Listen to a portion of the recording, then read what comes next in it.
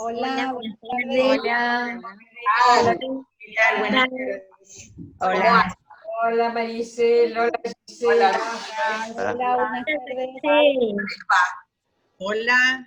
Bien. Hola. Buenas tardes. Hola Norma, ¿qué tal? Vero. Buenas tardes, ¿Cómo están? lindo Bien. verlas. Cuántas caras conocidas.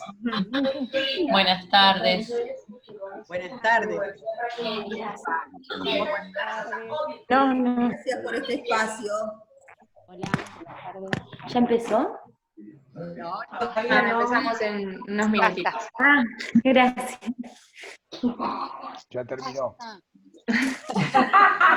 Hola Guillermo, ¿cómo estás? Mucho estrés, Guillermo. ¿Eh? Mucho estrés. El doble que en lo presencial.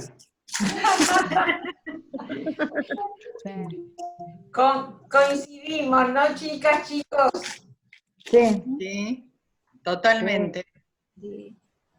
12 horas, 10, 12 horas de trabajo. Ah, sí. Estamos trabajando un montón. Mucho. Muchísimo. No, sí, por esta ocasión. Así no corta la tira, digo, está muy buena y se le saca un Alguien está queriendo decir algo y no lo escuchamos o no la escuchamos. No, lo que pasa no es el sonido, me parece, externo.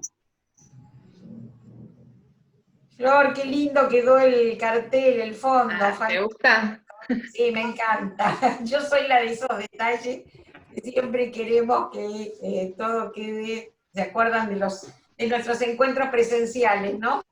Tal cual. Hola, Ruth. Ay, qué alegría. Hola.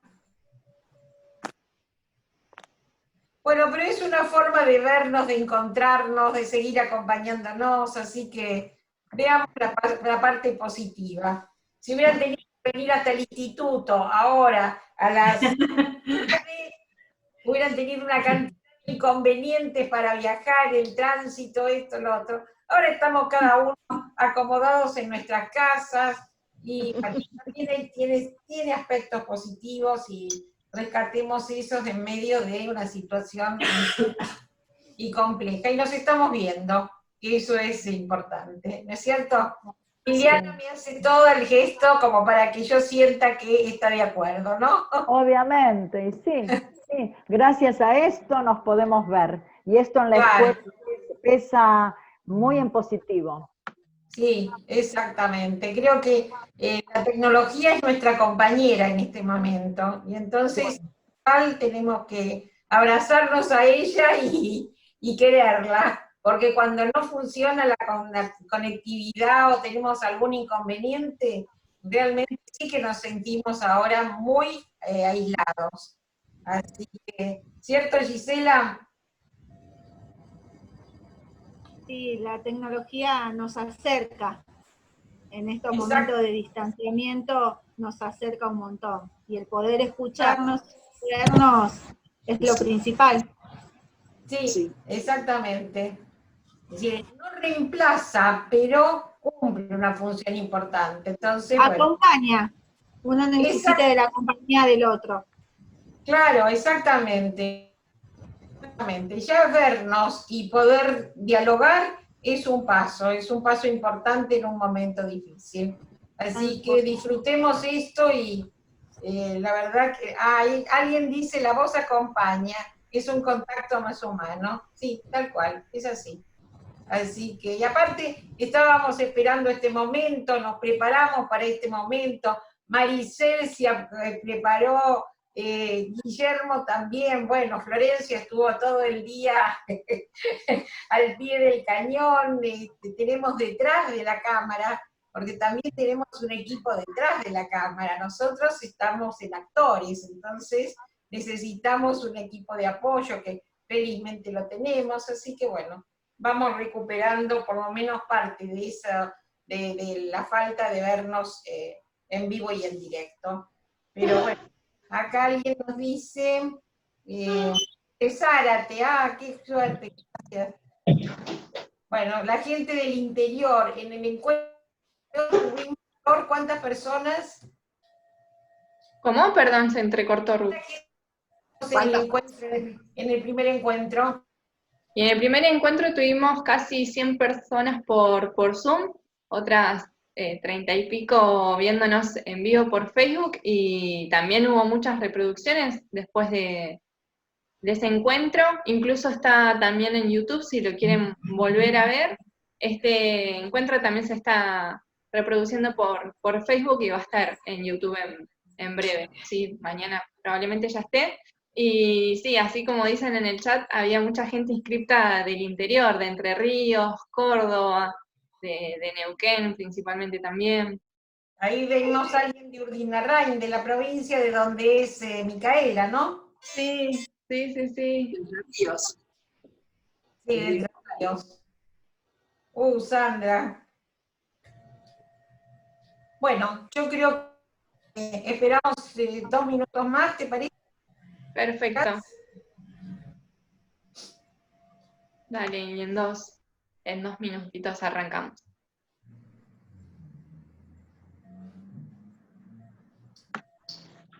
Yo mientras tanto les voy contando cómo va a ser el encuentro de hoy. Florencia va a hacer la presentación, después entre Maricel y Guillermo van a hacer este encuentro, esta entrevista, y ustedes pueden ir preparando preguntas y vamos a tratar de alguna manera de responderlas, de manera tal que vayan preparando a medida que Guillermo y Maricel vayan desarrollando el evento, las preguntas que ustedes quieran, y trataremos de responderlas.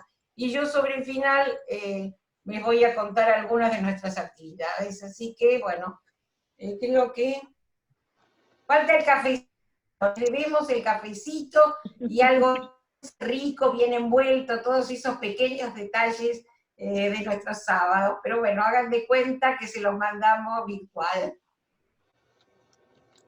Sí.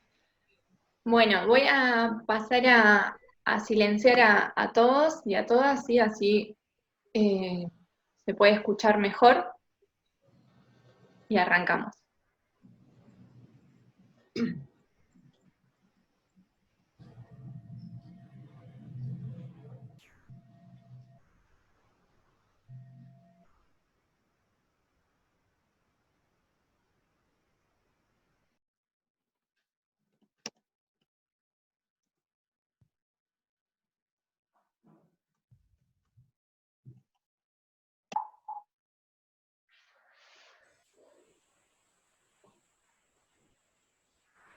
Perfecto. Bueno, bienvenidos a todos y a todas. ISIP ha organizado durante el mes de junio un ciclo de encuentros cuyo objetivo es seguir acompañándonos por lo que nos une, el trabajo, el compromiso con la enseñanza, con nuestros colegas, alumnos, y seguir formándonos como lo hacemos desde hace 56 años. En esta oportunidad nos acompaña la licenciada Maricel Panaya, de reconocida trayectoria en el campo educativo, profesora de la Diplomatura en Gestión, del postítulo de actualización, y el licenciado Guillermo Goldsman. La licenciada Panaya será la anfitriona en este encuentro. Elegimos este formato de entrevista que nos brindará la posibilidad de un intercambio enriquecedor, diferente al de la clase que habitualmente dictamos. El tema que nos convoca hoy es cómo disminuir el estrés docente en tiempos complejos, y como dijo Ruth, les pedimos que envíen a través del chat sus preguntas, y antes de finalizar el encuentro trataremos de responderlas. Bueno, bienvenidos a todos y a todas. Es un gusto ver caritas conocidas y reencontrarnos de esta forma, aunque sea, pero saber que estamos todos cerca, estamos todos comprometidos en lo mismo. Hoy me toca, en esta segunda reunión, presentar a Guillermo Goldsman, un querido compañero del equipo de ISIP, de los docentes de ISIP, que dicta clases en la diplomatura y tiene un seminario de asesoramiento. Es maestro, profesor de enseñanza primaria, profesor en Ciencias de la Educación, y ha trabajado en capacitación, en formación docente, como maestro también. Tiene una importante trayectoria a nivel nacional, ya que ha sido director de Educación Rural, director nacional de Educación Rural y director nacional de Educación Secundaria. Y ahí nos cruzamos en un momento, yo trabajando en el Infot y Guillermo trabajando como director nacional de secundaria.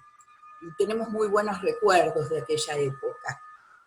En este momento es profesor del ISIP, de nuestro equipo docente, y es asesor de redes de tutoría argentina. Y nos ha elegido un tema que nos toca muy de cerca en esta época, ¿no? Esta cosa inédita que nos toca vivir, que nunca pensamos, que estamos de alguna manera tratando de afrontar con las mejores disposición y compromiso, pero también a veces con pocas herramientas. Entonces, bueno, pensó Guillermo que este tema era interesante poder reflexionar con ustedes en la tarde de hoy.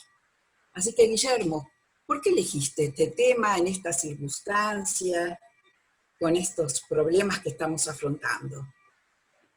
Bueno, hola chicas. Yo antes que nada quedé con Florencia, que cada vez que me rasco la cabeza ella pone una filmina. Así que Voy a estar atento. ahí está. Ese es el manejo que hacemos de la tecnología. Digo, hola chicas y Alejandro, porque veo que hay solo un Alejandro y entonces vamos a saludar a todos. Me decía el equipo del ISIP que hay 300 y pico de inscriptos, pero lo más importante es que hay gente de Ciudad de Buenos Aires, Provincia de Buenos Aires, Córdoba, Neuquén, Río Negro, Entre Ríos, y no me acuerdo qué otras provincias, Chaco. Por lo tanto, es interesante que podamos mirar esto desde la perspectiva, esta situación desde la perspectiva de país. Si hacemos la cuenta, estamos por cumplir 90 días de cuarentena en general y de cuarentena educativa. Y hace unos días salió un artículo creo que en página 12 de Darío Zeta, el del apellido difícil, Darío Strachtenberg, el 8 de junio, para quienes tengan ganas, anoten y búsquenlo, porque es interesante, porque él decía que el tiempo se ha detenido. De alguna manera el tiempo se ha detenido y que estamos teniendo la angustia que genera la incertidumbre. Así que bueno, este es un poco, con esto abro, la verdad que me pegó bien lo que leía de este filósofo en cuanto a que poder encontrar ciertas alternativas que no van a eliminar el estrés, pero sí quizás en la medida que podamos ir viendo ciertas situaciones comunes a todos y uno pueda decir, bueno, esto nos pasa, con esto tenemos que convivir, ¿qué podemos plantear? Me rasco la cabeza.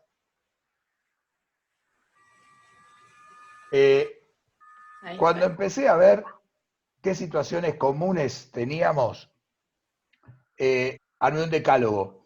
Podría haber seguido, pero elegí 10 de todas las situaciones que nos pasan como docentes. Recién alguien antes de empezar decía, sí, trabajo 12 horas por día y seguramente su carga horaria en la institución es de la mitad o de menos, pero todo lo que implica la preparación de lo virtual, de hecho a mí me llevó 3 veces más de lo que hubiera sido ir a presentarme, a presentar esto en vivo, porque cuando uno está en vivo y en directo, uno va mirando las caras, va preparando ciertas cosas, sabe que va cambiando el libreto, pero la situación de prepararlo virtual y genera, yo lo puse como duplicación de tareas, que es a veces triplicación de tareas, porque quienes tienen hijos que están haciendo las tareas escolares implica otra carga de cosas. Ahí veo muchas caras que hacen así, cuando los docentes hacemos así, es que es recontra así. A lo que se agregan además las tareas de la casa. Yo me dedico ahora también a escribir poemas, por ejemplo, la cuarentena me hace daño, una vez por semana tengo que limpiar los baños, esto que no conste en actas, pero bueno, todas las tareas de la casa hacen que dupliquemos, tripliquemos lo que implica lo que habitualmente hacemos en situaciones presenciales. Después yo ponía horario sin horario. Fíjense que para que en una paritaria docente los gremios estén reclamando el cuidado de los horarios, hasta resulta insólito. Pero llegó a ser un tema de acuerdo nacional, el tema de cómo manejar los horarios para que no estemos contestando mail y WhatsApp a las 12 de la noche. Ahí veo una docente que el otro día me contaba los mails que le llegan a las 12 de la noche y los tiene que responder. El otro tema que aparece muy fuerte es el escaso conocimiento de los alumnos. Digo, en marzo muchos conocieron por primera vez a los alumnos y por lo tanto estamos interactuando con un grupo de chicos o de adolescentes o de adultos que no conocemos en vivo y en directo, con la complejidad que eso nos presenta. La otra cosa, yo ponía el poco dominio de las tecnologías. En esa época que contaba Maricel, que compartíamos con el Infod, era la época en que habíamos comenzado con Conectar Igualdad, armamos un postítulo y esperábamos 15.000 docentes de secundaria, se inscribieron 80.000 docentes para cursar el postítulo en Educación y TIC. Y bueno, iba viendo todo un proceso para el aprendizaje de las tecnologías, mientras las máquinas llegaban a los chicos. Bueno, ahora nos agarró de improviso esta situación y es otro factor importante de estrés. El tema de la disponibilidad en casa de equipamiento y de conectividad. Muchas veces me pasa en las actividades así de asesoramiento que hago y de trabajo junto con docentes, hay una máquina en casa nada más y tenemos que compartirla todos para poder desarrollar todas las tareas con la complejidad de cuando me toca a mí. Y por ahí estamos dando una clase y se nos cortó la conectividad, con la cual, y ahora, ¿cómo sigue la película? Me rasco la cabeza. Y entonces,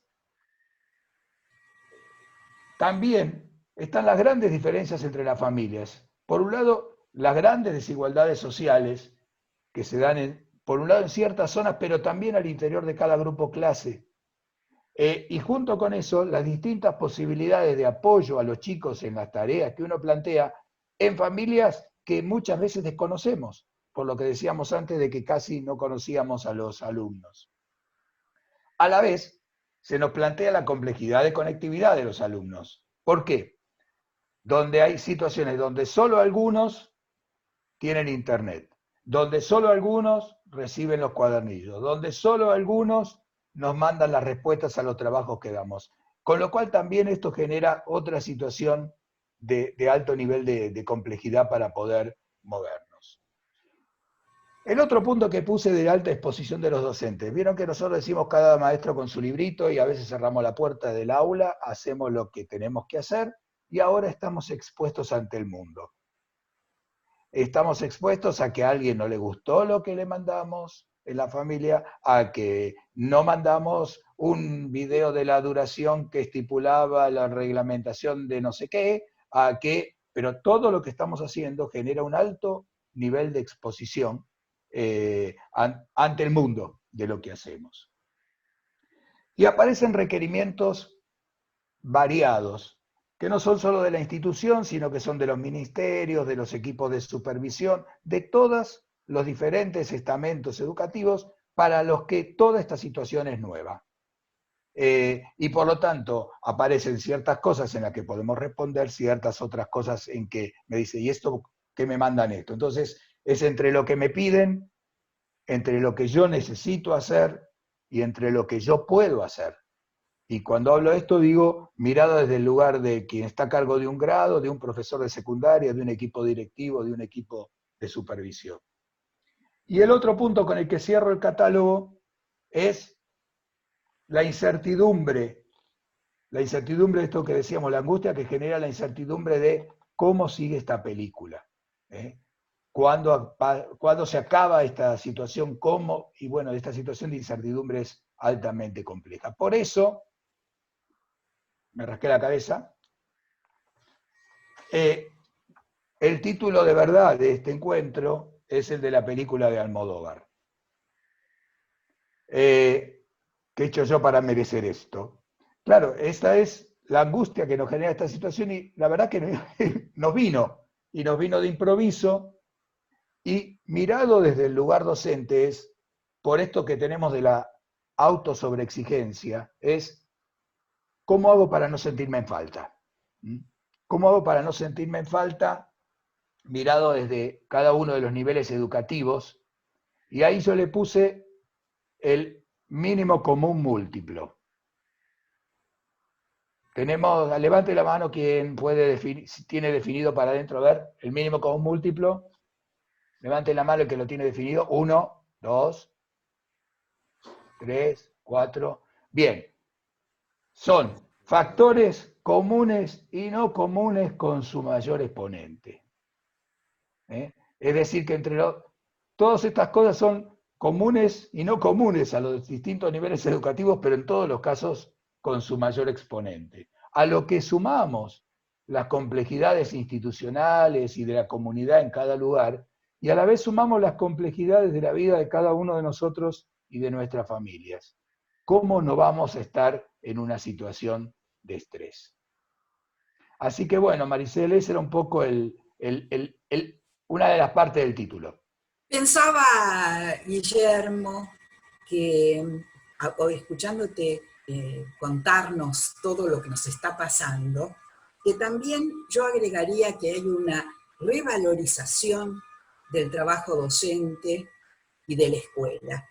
O sea, los chicos necesitan descansar de sus padres de alguna manera, y lo digo entre comillas, estar mirado las 24 horas en la casa, eliminó ese recreo, ese espacio de libertad que daba la escuela para moverse en otro ambiente, con otros chicos, con otros adultos, en contacto con otros conocimientos.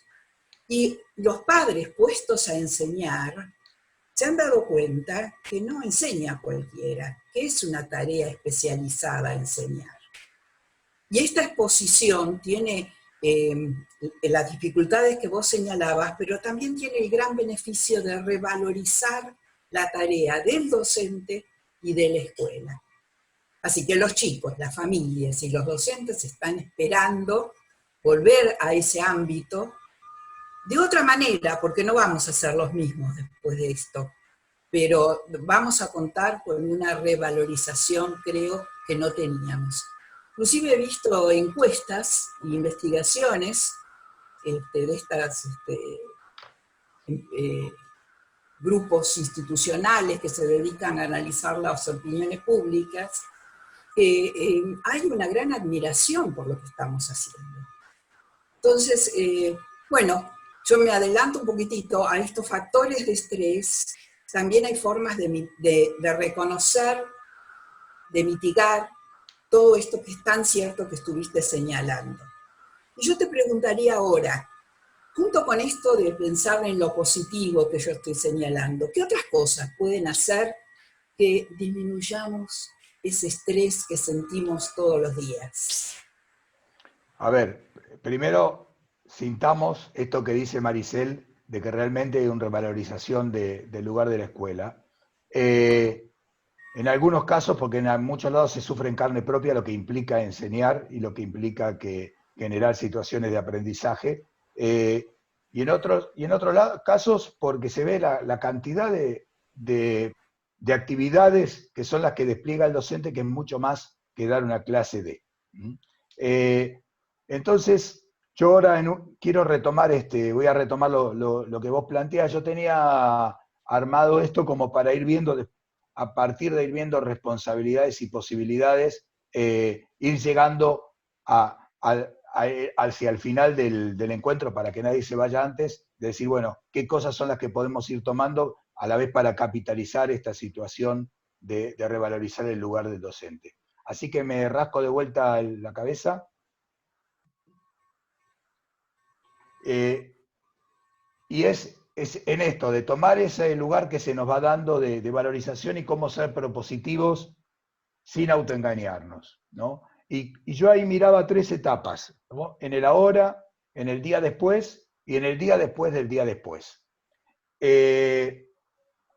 ¿Por qué? Porque si uno lo mira desde un presente, los que tengan interés en mirarlo, yo ayer o anteayer estaba viendo el observatorio de la UCA saca un análisis de situación donde dice el 60% de los chicos están en situación de pobreza y el 14% en situación de indigencia.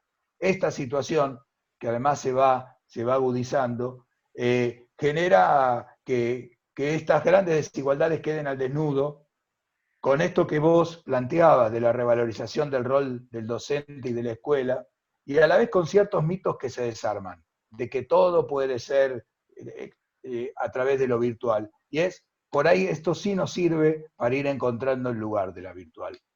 No me gusta a mí estar planteando la crisis como oportunidad en estos casos. Axel Rivas en una entrevista hace poco decía, esto no es una oportunidad, es una tragedia. Por eso lo de la oportunidad lo dejo, pero sí nos va a permitir quizá tal vez encontrar un lugar para las propuestas en lo no presencial, para lo virtual. Y yo aquí es donde ubico responsabilidades diferentes y posibilidades de los docentes, las escuelas y del Estado. Y empiezo por el Estado. Me rasco la cabeza. Yo ubiqué también acá 3 categorías. Yo veo que acá hay gente de provincia, de Córdoba, de Ciudad de Buenos Aires, y voy viendo que en los distintos municipios, en las distintas provincias, a nivel nacional, se están haciendo diferentes esfuerzos como para llegar con las propuestas, que van desde el equipamiento a la conectividad, en algunos casos más, en otros menos, pero desde las páginas web, desde los cuadernillos, desde establecer ciertos criterios para evaluación, hasta pagar el salario a ciertas escuelas privadas que no pueden hacerlo y a los jardines maternales. Situación que era absolutamente imprevista previo a esta situación. Y en ese esfuerzo viene un día después, donde yo digo que el cuándo y el cómo vienen juntos. Fíjense que cada vez que aparecen los protocolos, aparece cuándo y cómo sería. Y cuando veo las fotos, hace poco salió en varios diarios la publicación de fotos de cómo vuelven a las clases los chicos en China, en Corea, en Francia, en España, y cómo se generan esas situaciones, digo, bueno, está bueno que las podamos mirar para que también podamos ir anticipando. Y entonces aparecen también acá los diferentes protocolos de cómo volver. Y ahí aparecen situaciones muy diferentes, digo. Pensemos que el 30% de nuestras escuelas son rurales y que están ubicadas en ese 85% de territorio. Y en ese 30% la matrícula es del 10%, para que tengamos una idea de situación. A la vez miremos que de los 10 millones y pico de alumnos que hay en el país, 3 millones van a escuela privada, de las cuales, de esos 3 millones, 2.300.000 están en Cava y el Gran Buenos Aires. Entonces, en cada territorio, y en estas dos partes de territorio, digo, en ese 15% incluyo el Gran Córdoba, también, por ejemplo, Rosario, hay que ir viendo cómo se van estableciendo las situaciones con las diferencias que tiene lo rural y lo urbano, con las exigencias diferentes también que tiene lo privado y lo estatal. Me rasco la oreja.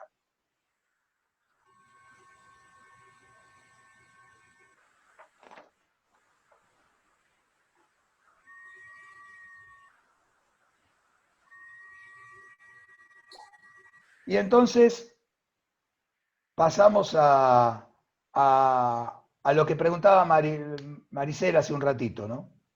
Yo con estas alternativas, la Filmina ahora es la que dice, porque yo no la veo, es cómo volvemos a la escuela. Sí, está bien, Guillermo. Sí, aquí por ahí, Maricel, no sé si fui respondiendo a lo que vos... Sí, dale.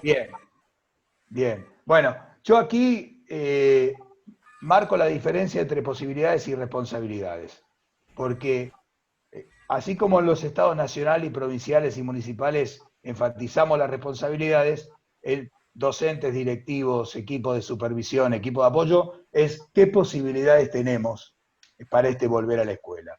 Y yo ubico acá 3 niveles de análisis o 3 miradas distintas. Y me gustaba el otro día Claudio Spector, el que era el director de las orquestas infantiles y juveniles, decía, tenemos que ser como el director de orquesta. El director de orquesta es el que anticipa. Y desde el lugar de director de escuela, desde el lugar de docente, sea el nivel que fuere, es ¿qué podemos anticipar?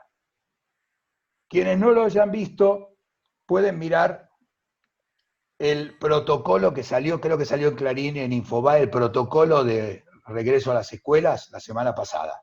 Y decía, 4x10, 4 días de clase, 10 días que no. Después, ¿cómo no sabemos? Tenemos que ver los recreos, tenemos que ver el tema de los baños, tenemos que ver el tema de los pupitres, tenemos que ver el tema del transporte escolar, tenemos que ver la limpieza, tenemos que ver...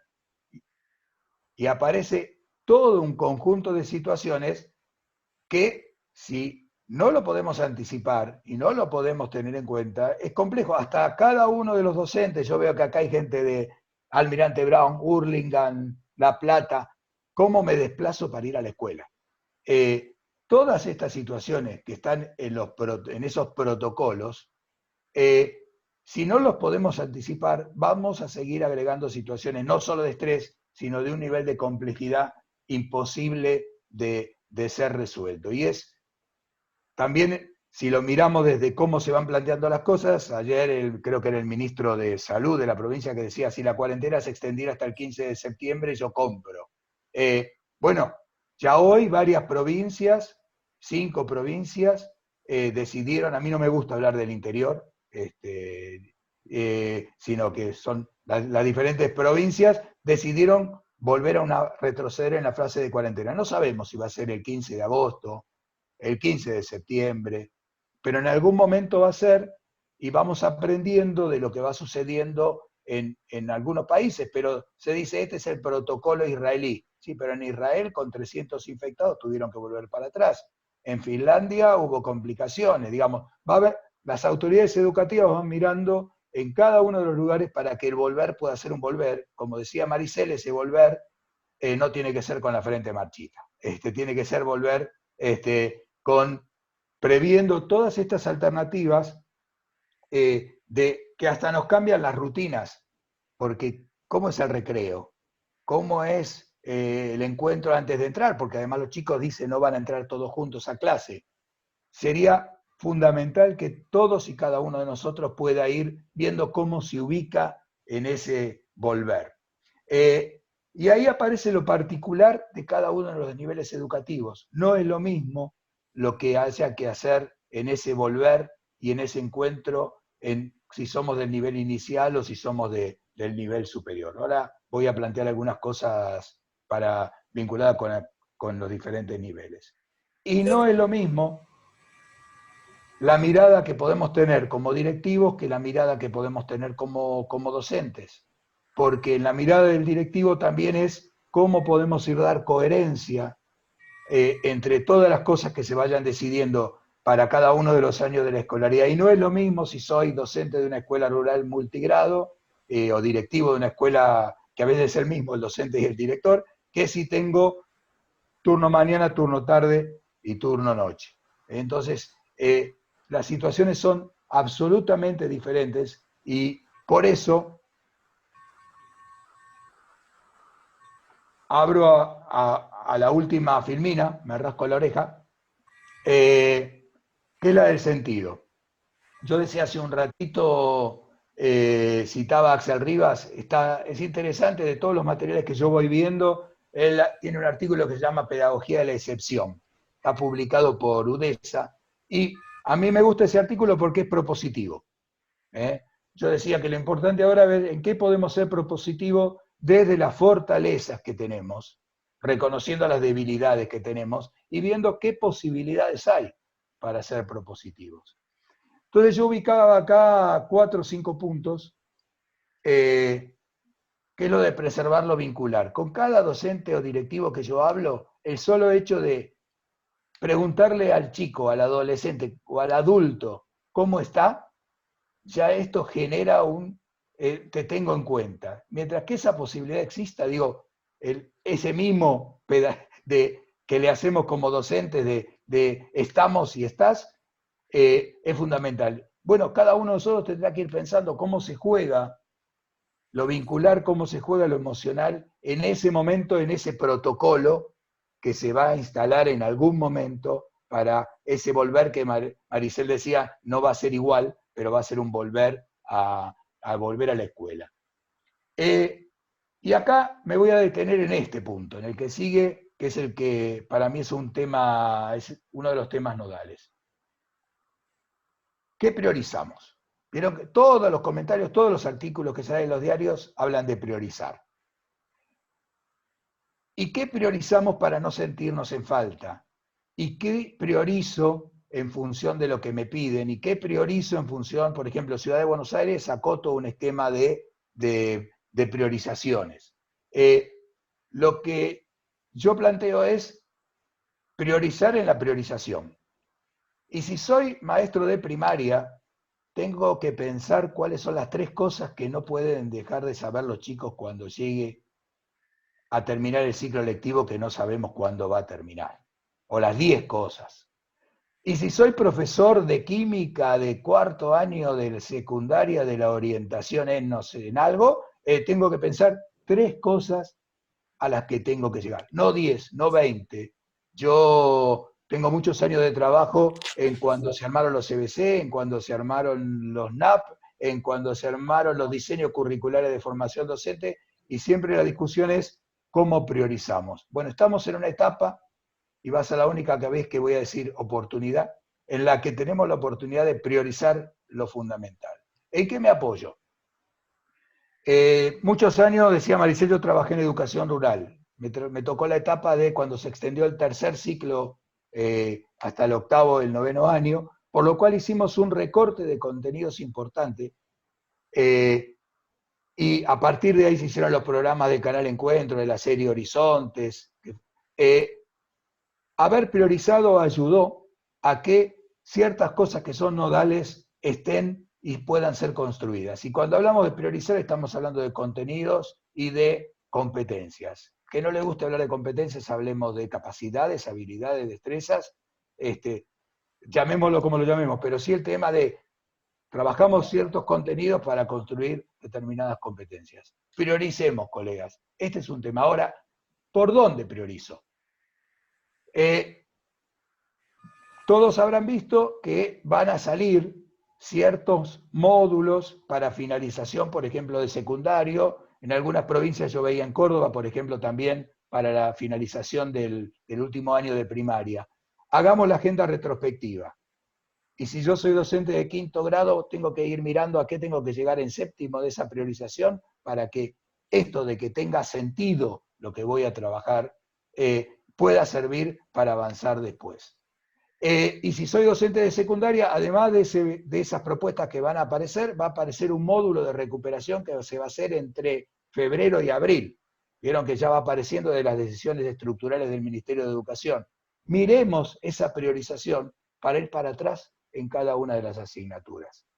Y rescatemos en las páginas web de las diferentes jurisdicciones aquellas mejores propuestas que encontramos, que en algunos casos están por año, en algunos casos están por ciclo, pero sí tenemos que priorizar. ¿Y dónde me apoyo más en esto para decirlo? Yo, por deformación profesional, me resolví los 229 ítems liberados de las pruebas PISA. Y vieron que siempre dicen que a nosotros nos va mal en las pruebas PISA. Puedo firmar, después de haber resuelto eso, los distintos ejercicios de actividades de ciencias naturales, comprensión lectora y matemática, que un chico que puede diferenciar diferentes tipos de textos, que se llaman continuos y discontinuos, es decir, si es una cosa es un texto literario y otra cosa es un texto con instrucciones, que puedo leer y entenderlo. Un chico que puede manejarse con porcentajes, un chico que puede resolver un problema de regla 3 simple directa, un chico que puede diferenciar medidas de capacidad y moverse con medidas de longitud y de superficie, que puede entender un plano y que puede diferenciar un gráfico de barra de un gráfico de torta y de un gráfico cartesiano, se saca el máximo puntaje en PISA. Si tenemos maestros acá de 6º grado, vamos a ver que son todas cosas planteadas para sexto grado del nivel primario. Ningún país del mundo se saca más de 6,50 en las pruebas PISA. Por lo tanto, en esto de priorizar, ¿qué priorizamos en cuanto a ciertos aspectos de comprensión lectora? ¿Qué priorizamos? Y la comprensión lectora mirada desde cada una de las asignaturas. ¿Qué priorizamos en cuanto a cierto manejo de los aspectos matemáticos? ¿Y qué priorizamos en cuanto a contenidos nodales de cada una de las diferentes áreas? Ahí es donde digo, me apoyo en decir, es posible priorizar sobre las prioridades establecidas. Si lo miro desde otro marco, sí, Maricel, vos querías decir algo. Sí, yo quería señalar esto que estás diciendo, que en realidad lo que tenemos que priorizar es enseñar a pensar. Enseñar a pensar, a resolver problemas, no a atiborrar de contenidos que después por distintos medios se pueden obtener. Hoy tenemos dos cosas al desnudo, me parece, por todo lo que has dicho. Una, que el sistema se ha mostrado al desnudo. Cuando hablamos de desigualdades, en muchos casos la referencia es al chico, la desigualdad del chico, de las familias. Pero acá hay desigualdades de escuelas, de comunidades, de provincias. En fin, es un país sumamente desigual en muchos aspectos, en el acceso a la tecnología. Entonces, eso ha quedado al desnudo. Antes estaba, sí, pero no se notaba tanto. Acá ha salido en toda su crudeza. ¿Y qué nos puede salvar, entre comillas, o qué nos puede ayudar a afrontar estas situaciones? Poner el énfasis en enseñar a pensar.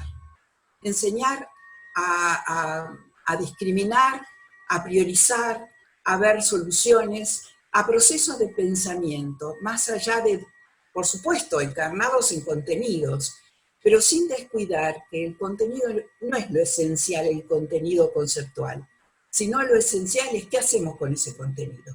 Porque si enseñamos a pensar, lo va a poder aplicar a distintos contenidos, más con la posibilidad de acceso a la información que hoy tenemos. No sé si de alguna manera, en el fondo, lo que vos tenías para decirnos en toda esta situación es esto.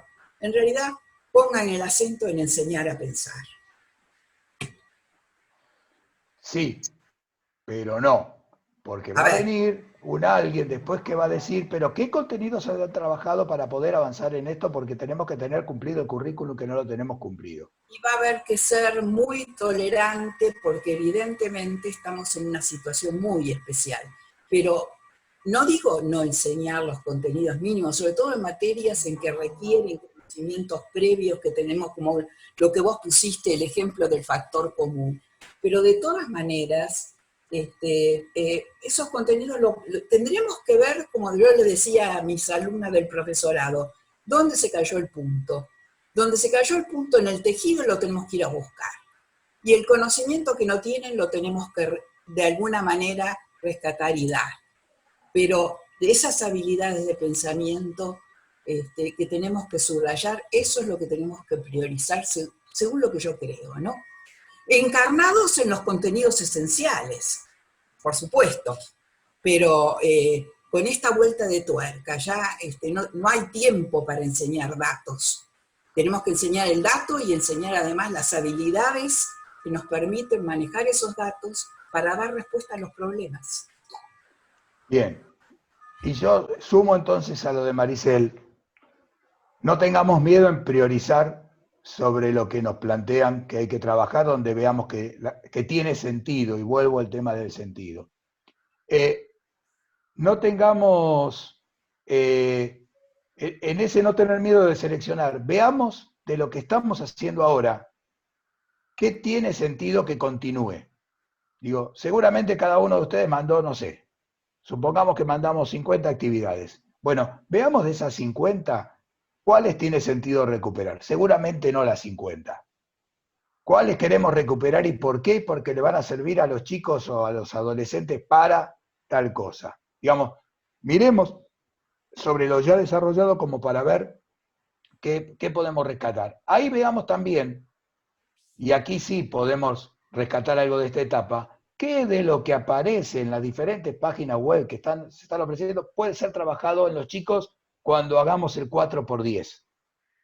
Empecemos a pensarlo ya, porque no todo lo que hacemos en clase, o hacíamos en clase, es necesario que lo hagamos en clase. Algunas cosas van a poder ser resueltas en casa.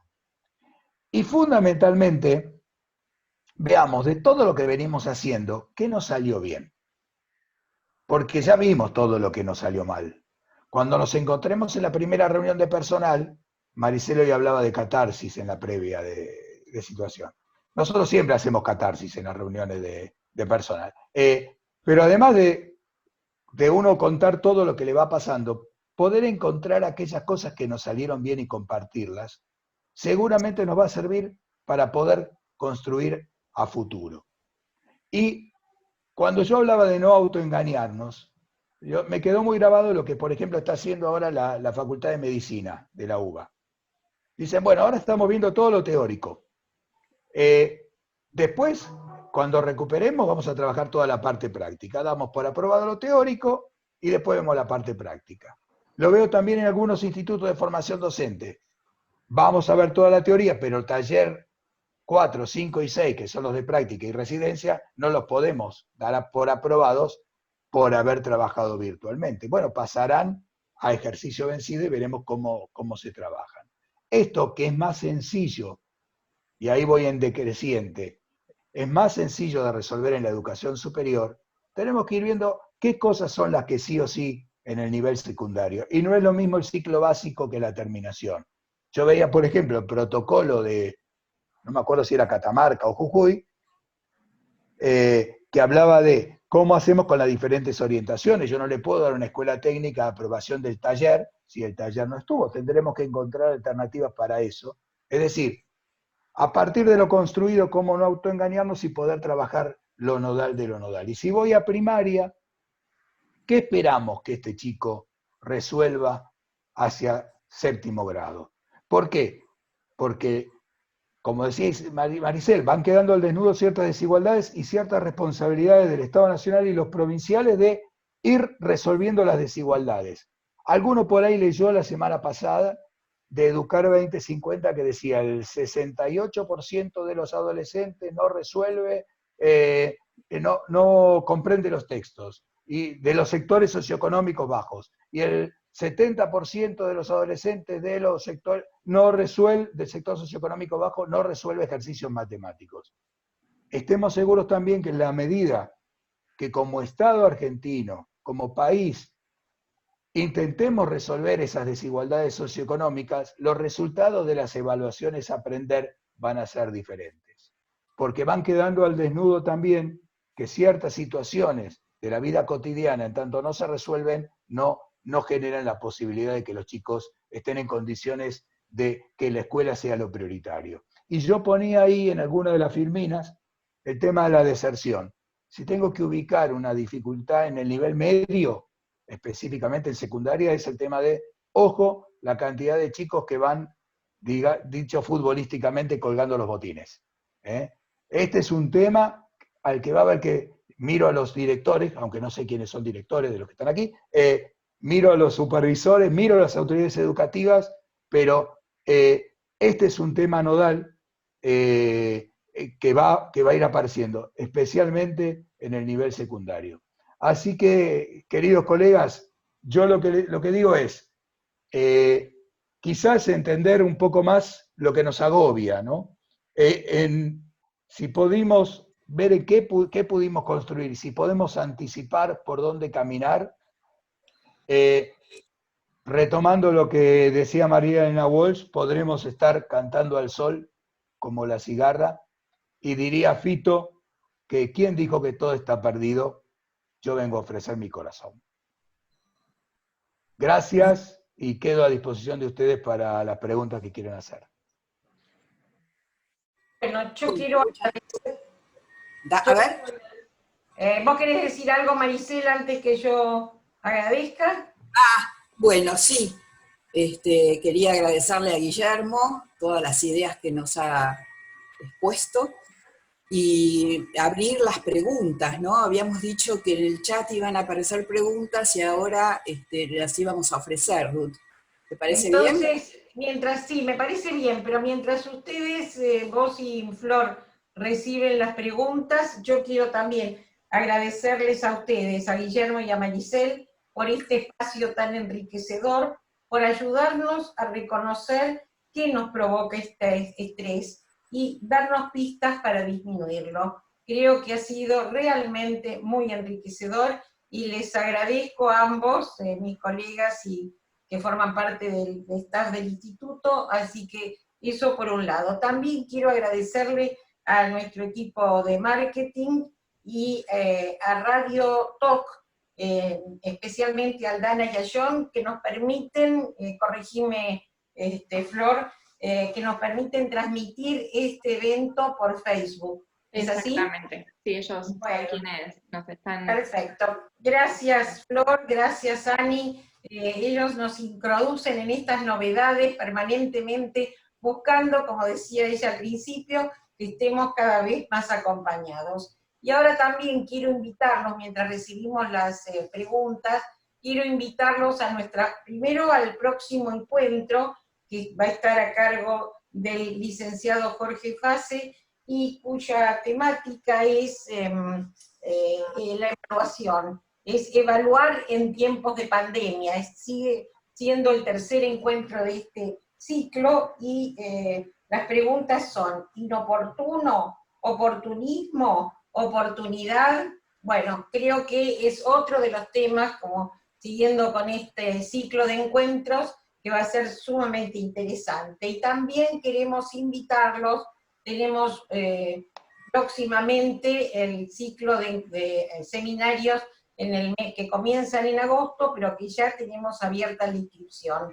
Si vos podés ponernos las temáticas de esos seminarios, son el asesoramiento pedagógico. Ahora todo lo que antes era presencial, nuestros encuentros de sábado se dan en forma, con plataforma Zoom, el asesoramiento a cargo de Guillermo y de Isabel Amor, las aulas que innovan, claves para una escuela que viene, de la licenciada Gavia, y legislación escolar con la licenciada Estela Masrocha y el doctor Neumann. Y los virtuales, que siguen virtuales con módulos y trabajos, son la implementación de la ESI, la profesora Micaela, y nuevas funciones de la evaluación de tecnología en las aulas, que están a cargo, en el caso de evaluación, de la doctora Karina León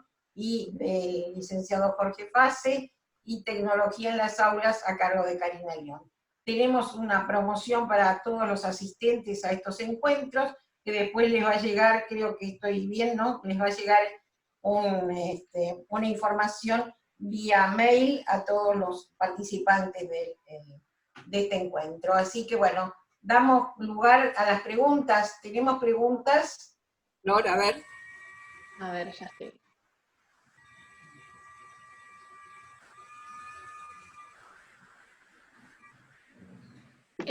No hay tantas preguntas, principalmente nos dicen, nos comentan que también en nivel inicial y especial también hay bajas.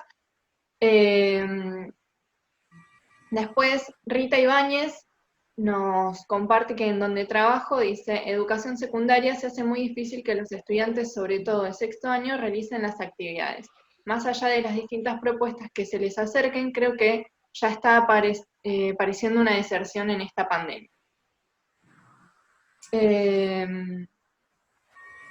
Sí, la verdad que vamos a encontrar con situaciones distintas en cada nivel. Hoy escuchaba que en Uruguay se había iniciado las clases, el nivel inicial, las clases del nivel inicial, y que había muchos niños de 4 años, y pese a todas las recomendaciones de la familia, de la maestra al recibirlo, los nenes en algún momento trataban de tocarse los deditos. Una imagen, ¿no?, de lo que cada chico, cada adolescente ha sentido en este tiempo, y que vamos a tener que de alguna manera dar respuesta como primera instancia. Sería terrible que los recibamos con todo lo que falta por hacer y no contemplando esto del vínculo que alguno de ustedes señaló, y del vínculo sobre todo, ¿qué les ha pasado a esos niños, a esos adolescentes, a esas niñas en este tiempo? Y una palabra para los directivos. Nosotros que trabajamos con muchos directivos y aspirantes a ser directivos, van a tener que liderar todo este proceso, van a tener que de alguna manera acompañar a los docentes. No es cuestión de recibirlos y cada uno a su aula. Somos distintos, hemos pasado por una situación. Yo estoy de acuerdo con Guillermo en esto de que se subraya la oportunidad como una manera de negar la tristeza, la tragedia, la angustia, todo lo que ha despertado en nosotros, ¿no? Toda crisis lo hace, pero esta ha sido y sigue siendo en mayúsculo. Entonces el directivo va a tener que un buen trabajo para gestionar esta vuelta, gestionar la vuelta a la escuela. Yo creo que esta función del directivo de anticipar, de acompañar a los docentes, de ser líder de la institución, se va a poner a prueba. Se va a poner a prueba porque no se ha sostenido de la misma forma el vínculo, porque hay mucho desgano, porque hay crisis, porque hay un montón de cuestiones en nuestros alumnos y en nosotros mismos. Y acá quiero subrayar también que según como pensemos, el estrés puede disminuir. Y si pensamos en forma, hay formas de pensar que aumentan el estrés. Y hay formas que favorecen superar el estrés. Y una forma de superar el estrés es ver las posibilidades que tenemos sin pensar en generalizaciones. Todos tenemos que hacer esto, o todo fue bueno, o todo fue malo, o nada es posible, o nada. Ir sabiendo que los extremos no nos ayudan, que debemos mirar qué es lo posible y tratar de resolver los problemas anticipándonos y buscando un repertorio de soluciones y priorizando cuál puede ser la más adecuada. Los directivos conocen mucho a su comunidad en general, si no, no sobreviven, vamos a ser sinceros, no sobreviven. Por lo tanto, ese conocimiento de la comunidad tiene que darles las herramientas para ayudar a los docentes a restablecer un vínculo y poder volver a enseñar y aprender. ¿Otra pregunta habrá por ahí? Analía Romero dice, buenas tardes. ¿Cómo hacemos para motivar a los alumnos adultos y de clase social baja que están finalizando el secundario? Muchos tienen problemas de conectividad. Bueno, yo voy a tratar de... Aparecen varios en el chat, varios comentarios con esto de los alumnos que vamos perdiendo en el camino de la pandemia. Y para incentivar la presencia de ustedes en la semana que viene con Jorge, con el tema de evaluación, yo ahí separaba lo de evaluación, de calificación, de certificación y promoción. Este es un momento en el que lo más importante es contener la situación, que podamos no perder alumnos, y como decía alguno de los chats, si tenemos que hacer el taller en el mes de marzo con los últimos alumnos del año de técnica, nada va a pasar si terminaron la escuela más tarde, si terminó el ciclo, su secundaria más tarde. Lo importante es que finalice.